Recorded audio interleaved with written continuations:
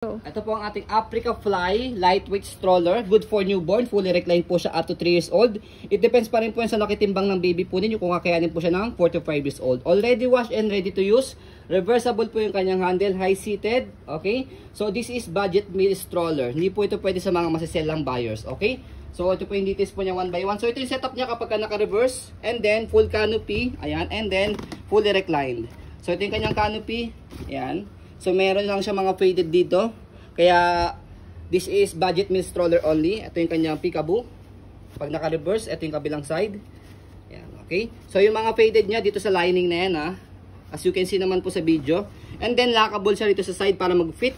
Tapos pag pinold nyo po siya, angat nyo lang po yan. So ayan po yung setup niya kapag nakahiga. 5 harness, safe na safe si baby, wala po siyang putol. Ayan.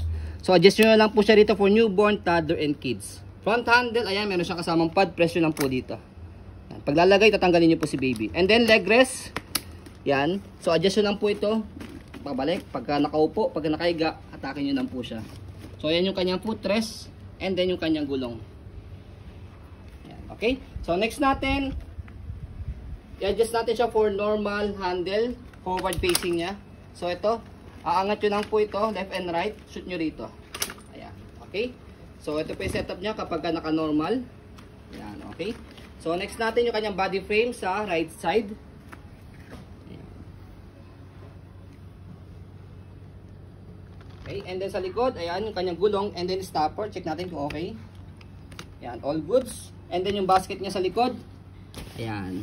So pwede nyo siya iangat dito kapag wala nalalagay. And then dito siya ina-adjust kapag gusto nyo po siyang iupo. Atake nyo lang po itong dalawa. Ayan. Okay, kapag kahiga, shoot nyo lang yung daliri nyo ito and then pull down. Ganun na siya kadali. Okay?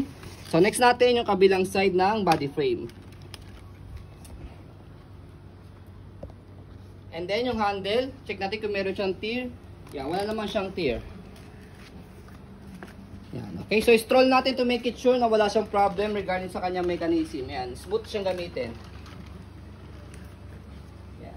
So sa mga naghahanap po ng branded na stroller yet, budget meal, at hindi naman po masyado maselan.